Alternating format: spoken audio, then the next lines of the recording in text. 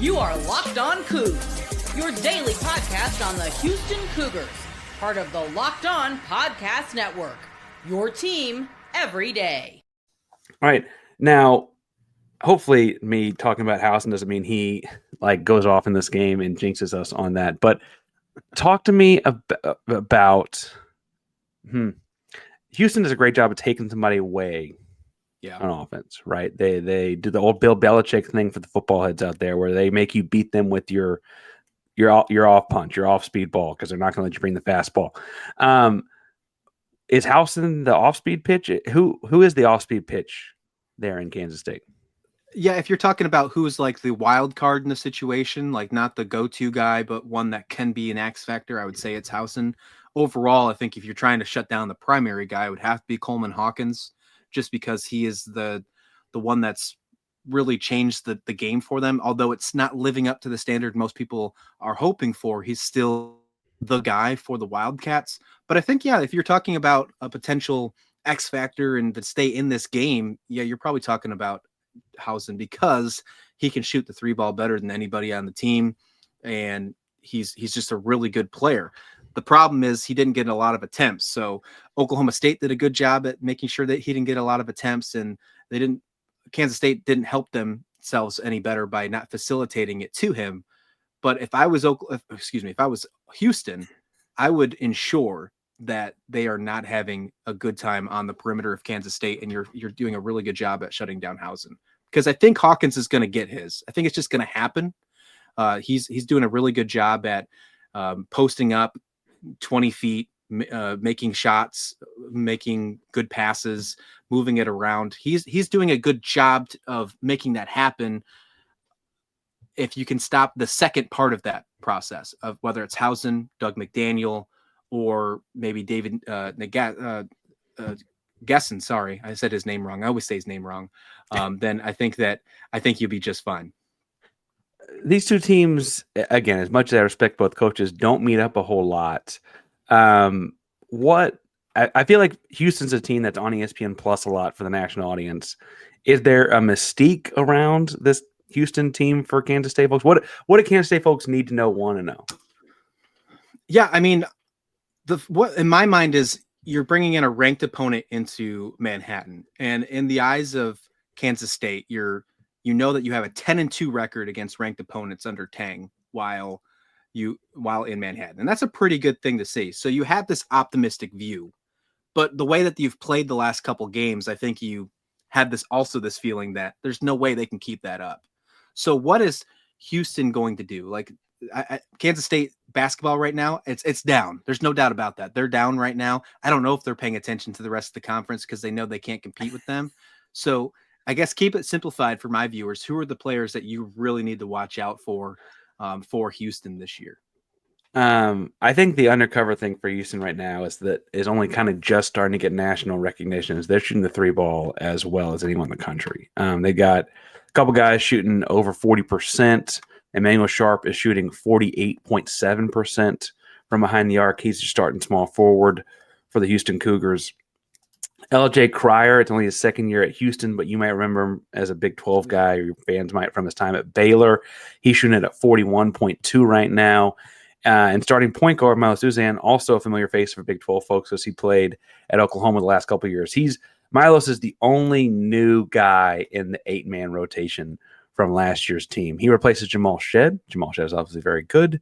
Jamal Shead's been a great backup point guard in the Toronto Raptors organization this year. But all those guys score a lot of points. All those guys do a lot of offensive things.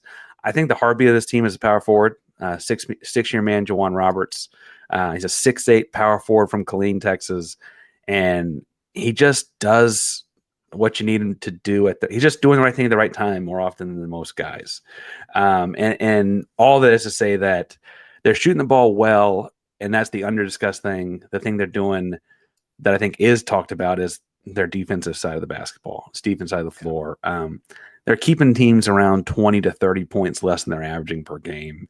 And it's just, they slow the game down and make it ugly and make you use a lot of shot clock. And honestly, it could be a very low scoring game on Saturday. That's what, when I said 59, Houston's got 7 or 8 straight games now of keeping opponents under 55. So, that would break the streak of sorts. Can I ask how you are with ball pressure? How is Kansas State? If I say that Houston's going to apply a lot of ball pressure, how is Kansas State's point guard play in that sense? Not great at all. And they've struggled with turnovers because of ball pressure. So if you're talking about trying to limit their possessions, and if you have a way to do that with intense ball pressure and you're forcing turnovers, you might have a really good job doing that against Kansas State this year. But I will say that, they haven't, if Houston's not allowed 55 points or more, and you said how many games now? I think it's 7. They're going for 8 on Saturday. Well, Kansas State hasn't scored that low all season long. Now they're going against Houston. This will be their second ranked opponent of the season.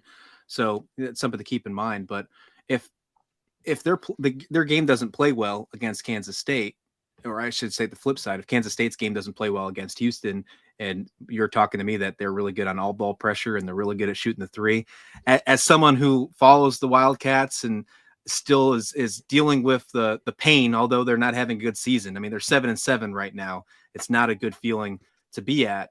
I'm a little nervous of Houston. There's no doubt about that. I am expecting a loss. I'm not expecting a 12-point loss because of how they play at home, but when you're talking about how they shoot the three and how they have all on-ball pressure and the way that Kansas State has turned over the ball lately, I mean, Houston should be able to take care of them quite easily in this one. Well, and I want to spend the third segment because I have a hypothetical question on roster construction. But when you start getting to predictions, you're saying a closer than 12, single-digit point kind of game. What is, as someone who's watched Kansas State much closer than my audience in Iowa, what's leading you to that conclusion? What's Kansas State going to do to keep it close? It's got to be the home energy from the home court, and hopefully that hasn't gone away because of how they started Big 12 playoff, starting 1-2. And the losses to TCU and Oklahoma State. Look, in the eyes of KenPom, and we're talking about that in the projected ranks, TCU and Oklahoma State were the lowest in KenPom for the schedule. For the rest of the season for Kansas State, it doesn't get any easier than that. And they went 0-2 in those games. So hopefully the motivation, the momentum, and just the energy of the crowd can still stay going against a ranked opponent in Houston, because it does travel well and they do play really good in Manhattan when that's the case. If you've talked about that record I mentioned early, and if you can get that high energy from players like Coleman, Hawkins, but especially Doug McDaniel, the point guard that has shown that he can have that energy. He had great energy in the Cincinnati game, which they won.